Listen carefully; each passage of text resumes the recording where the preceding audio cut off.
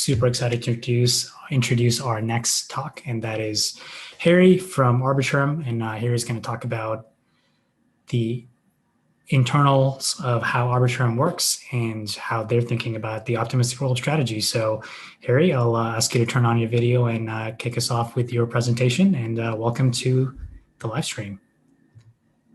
Awesome. Thanks for having me. Really excited to be here. Really excited to have a whole ETHGlobal hackathon devoted to scaling. It was super fun getting to see Patrick's talk and Carl's talk, and yeah, really excited to be here. Let me just share some slides. Awesome. So I'm going to talk about Arbitrum Rollup, which is our solution to scaling. My name's Harry Kalodner. I'm co-founder and CTO of Offchain Labs, where we're developing Arbitrum. And I want to start out by just talking about why Arbitrum is awesome, and kind of why you should be excited about the future of scaling. Transactions are cheap. That's I think that's probably the biggest thing I think people get excited about, especially if you're watching the gas prices as they've been on Ethereum mainnet recently. You start to really wish you had some cheaper transactions. And they're cheap, and it doesn't rely on any expensive cryptography. There's nothing kind of expensive to run on Ethereum at all. We're moving things into layer 2, and it really feels like magic.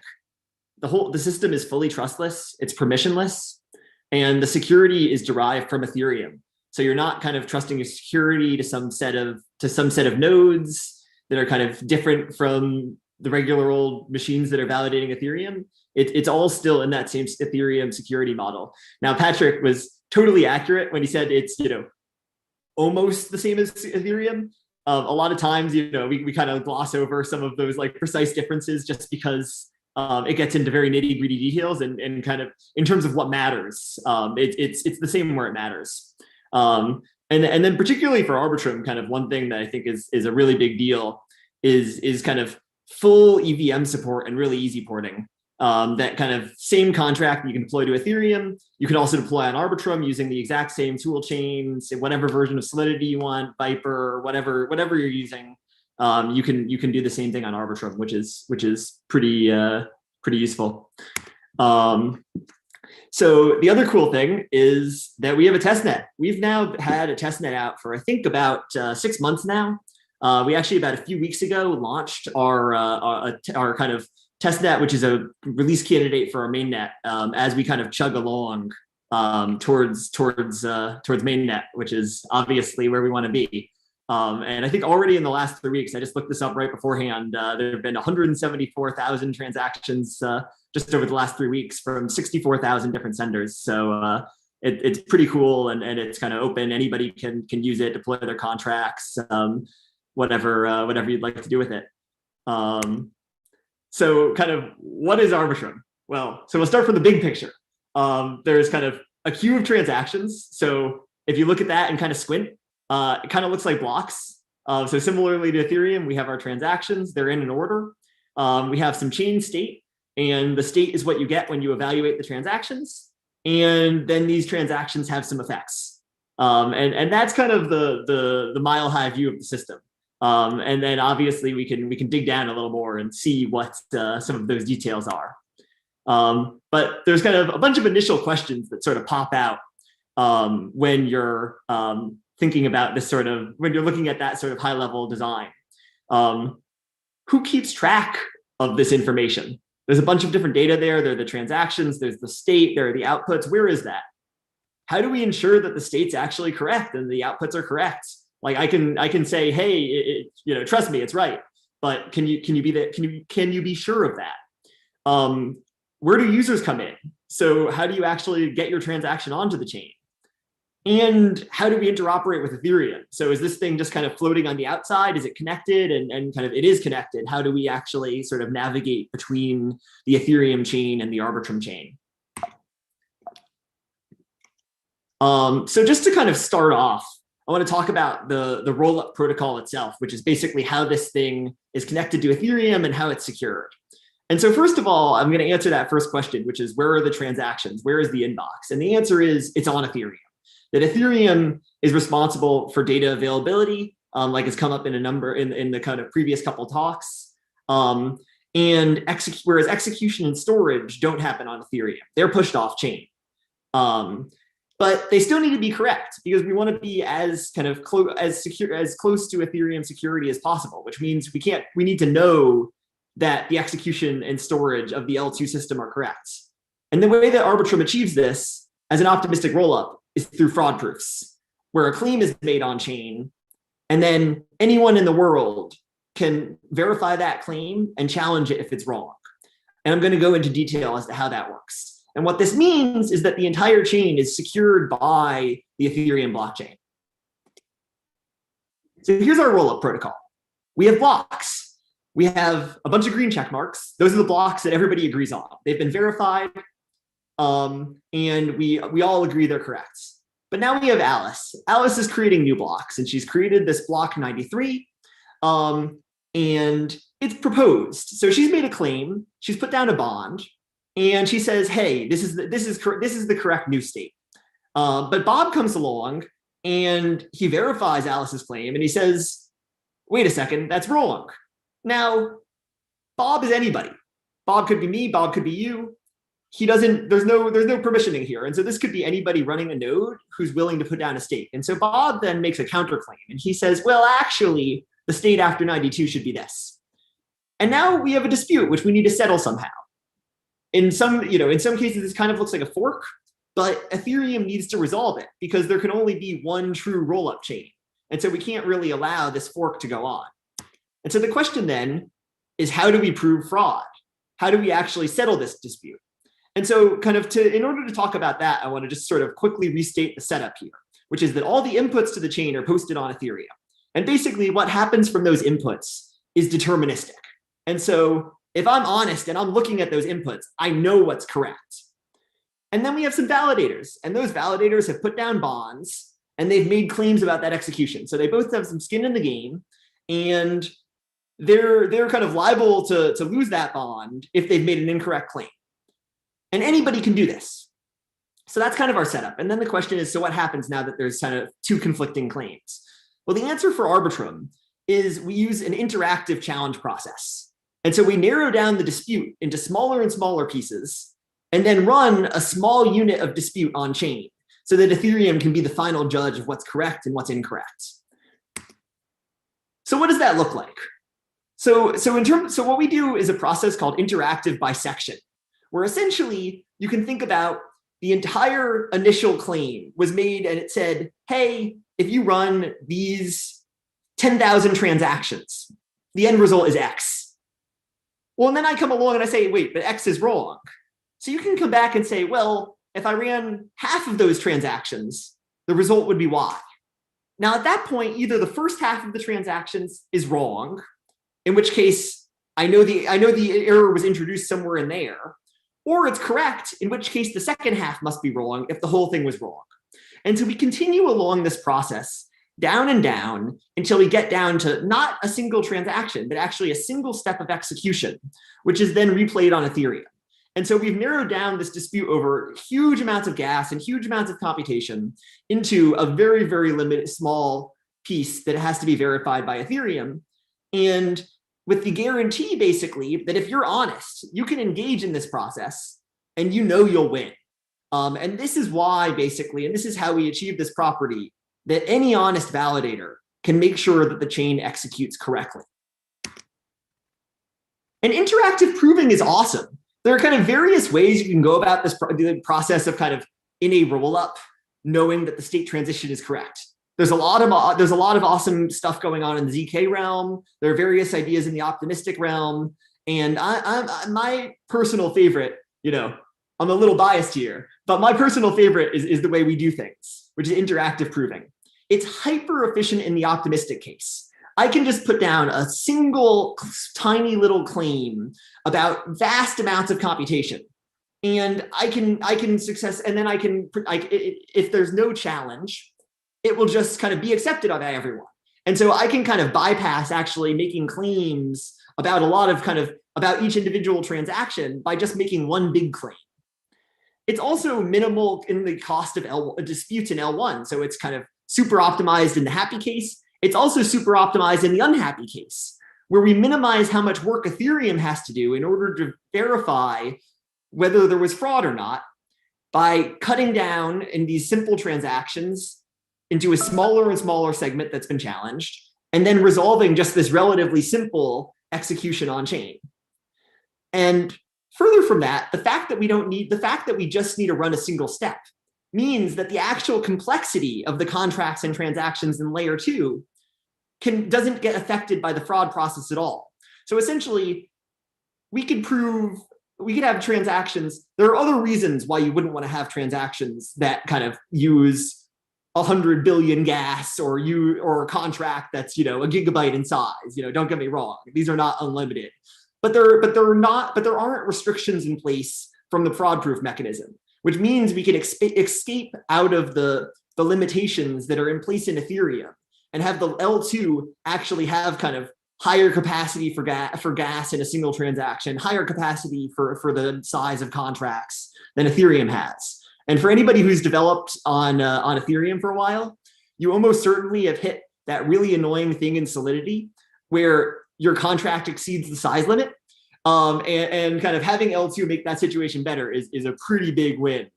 And finally, implementation and fraud proof flexibility. This is kind of a bit more of a technical point, but essentially the Arbitrum chain is kind of secured by Ethereum, but it can make its own choices because we only need to be able to emulate a single step of execution. We can change around opcodes as much as we want. We can kind of alter the virtual machine. And so basically this means that there's a lot of experimentation that can be done. With kind of the initial version of Arbitrum mainnet, we're kind of staying pretty close to Ethereum because kind of those are the tried and true design choices that have done us well for a lot of years now. But the capability is there to really experiment, which is awesome. So now I want to kind of shift gears a little bit. We've talked about the rollup and how it's secure, but what does this actually look like to a user? And so we've been kind of like looking at basically what happens at layer 1 on Ethereum, but now we're going to talk a little bit more about what the layer 2 chain actually is. And so the typical experience is kind of from a user perspective, feels very much like Ethereum or like a regular sidechain, where there's a network you connect to, you send transactions, and you get receipts back, and you deploy contracts, and you interact with those contracts. It all just kind of feels like Ethereum, which is pretty cool because behind the scenes, there's a lot of magic going on. The fact that you can deploy your contracts as the exact same bytecode as you would deploy to Ethereum deployed on Arbitrum, which means that you can use whatever version of Solidity you want, whatever version of Viper you want, any kind of weird EVM language I've never even heard of. The fact that like Ethereum tooling just works is pretty magic. And the way we achieve that is over here on the right side. And I'm going to talk about that a little bit more later. But it's this magic layer called RBOS, which is kind of the L2 operating system or runtime, and actually does sort of the translation and does all of the bookkeeping for the layer 2 chain. And so you can kind of think of it as doing a lot of the things that an Ethereum node does, except essentially kind of trustlessly as part of the L2 chain itself, as opposed to being part of the client.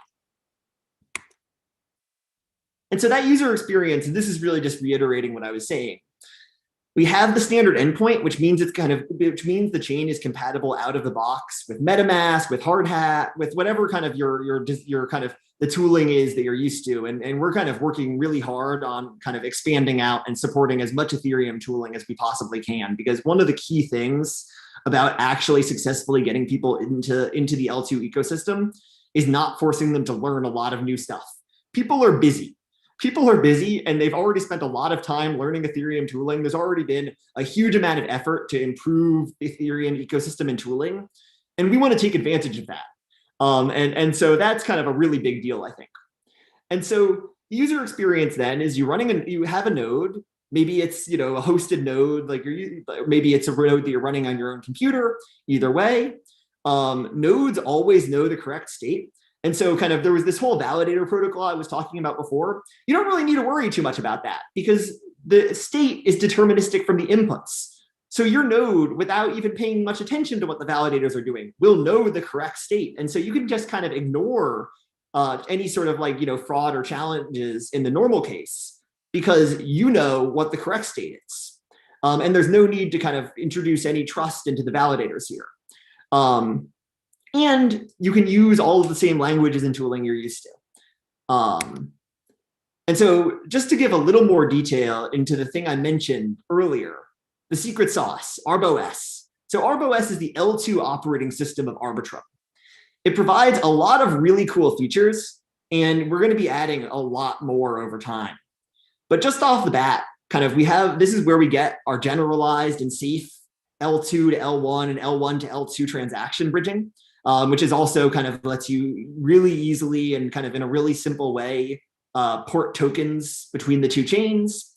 We get cool things like transaction batching and the ability to handle BLS signatures at the chain level rather than having to use smart contracts, which is going to be really, really valuable as time goes on for saving costs because it lets you cut down on that precious call data because it lets you cut down on how much resources are needed on Ethereum in order to put your transaction into the rollup. RBOS is where we get our EVM compatibility at the bytecode level. There's this really cool thing, which is basically when you deploy your contract, it's actually compiled or transpiled, I should say, because it's very simple, into kind of your L2 contracts. And so basically that's done in the L2 system, which means that you don't need to worry about it on your computer. It'll happen automatically and it'll happen securely because it happens kind of as part of the core system rather than sort of an auxiliary tool that you have to run. And this whole system is easily extensible with new transaction types and features. And so kind of over time, all of the cool ideas that are developed in the context of Ethereum and in the context of Arbitrum as time goes on will be really easy to incorporate into the system in kind of a secure and kind of pretty rapid way. And so that kind of is going to really spur a lot of exciting development, which I can't wait to see. All right, so I think now we've been through enough of the system that we can kind of put these various parts back together. And so if you look at this diagram, I've probably touched on really all the components here, but if you squint a little and zoom in, you'll see a diagram with a bit more information in it. So this is kind of a little bit more realistic. That first diagram is a bit of a simplification. But what this looks like is this is basically the fusion of the L1 system that I talked about and the L2 system I talked about, where we have what's going on kind of off-chain. And here kind of off-chain really means like just the actual hardware and software that people are running. We have the layer 1 system running on Ethereum, which is the Rollup Protocol, which is the inbox. That's where the validators are staking and getting into challenges or getting slashed. And then we have kind of RBOS and kind of the EVM compatibility layer where your smart contracts are being deployed to. And this is kind of how all the different parts come together in a really neat way. So yeah, so kind of little bit of background, basically just on who we are. As I said, my name's Harry. Also, I have two co-founders at Offchain Labs, Ed and Steven. All of us will be around on Discord, both the ETHGlobal Discord as well as the Arbitrum Discord, and would love to talk about any cool, scaling projects, Ethereum stuff, basically anything. We've been in this space for a lot of years now. Ed is a professor. Well, has been at the full time at the company for a while, but is a Princeton professor. Who wrote and along with Steven wrote the textbook on blockchains a lot of years ago. And we started out with Arbitrum as a research paper actually that we wrote together before deciding that, hey, this could actually be practical and spinning it out into a real applied project, which is how we got to where we are today on the verge of actually kind of having something ready to scale Ethereum and solve a lot of the scaling problems that it's been having. So at the hackathon, We have a lot of cool prizes. This is the, and I think, some of this, if you saw the video earlier, you're going to hear some repetition because this is a slide I used in the promo video. But we have 4 different prizes totaling $12,000, which we're really excited for teams to win. That kind of bridge a lot of different areas related to scalability. Some for just using Arbitrum and deploying contracts and kind of taking advantage of the scaling it provides. Some more wonky stuff like kind of working specifically towards cross-chain interoperability or kind of integrating with the layer 1 protocol in interesting ways. And kind of one that I'm particularly excited about is improving tooling. So like, for example, and this one is kind of near and dear to my heart. There's a lot of work to do in helping kind of understand and display what it means to have multiple chains. People are kind of, there's already some work to this effect, but still most of the kind of wallets and kind of explorers and all of the kind of software around blockchains is really focused on kind of a particular chain. Whereas now we're really migrating over to this world where there's kind of, there's the Ethereum chain, there's the Arbitrum chain, there's the optimistic Ethereum chain, there's the ZK sync chain, there's the loop ring chain, there's the Matic chain, there's so many, and the tooling really needs to catch up. And so kind of that's one area that we're really excited about in particular. And so yeah, just in terms of kind of like next steps, and if you found this interesting, kind of what you should do next. So Fred Lax and Daniel Goldman are giving a workshop on kind of the practical matter of building on Arbitrum and kind of what there is to know. It's going to be pretty short because it's pretty easy, but there is some pretty cool stuff in there. So you should get excited for that, and that's on Monday. Also, we're on the ETHGlobal Discord, but probably a lot more of the team, and it will be a little more responsive on the Offchain Labs Discord. So just if you visit arbitrum.io, you'll get the link to our Discord. It's worth joining. It's a lot of fun. And then there's some pretty nice developer documentation at developer.offchainlabs.com. And in particular, there's a section called Inside Arbitrum, which hence where I got the title of this talk from, which goes into kind of way more detail than you could possibly imagine into kind of all of the different parts of the system. This talk was basically kind of a sneak peek at some of the content in there. And so kind of if you're really interested in kind of rollups and Arbitrum and how all of this stuff works, I would highly recommend going and checking that out. So yeah, I think I'm coming in a little under time, but I think I basically covered it. So thanks for listening, and excited for the panel.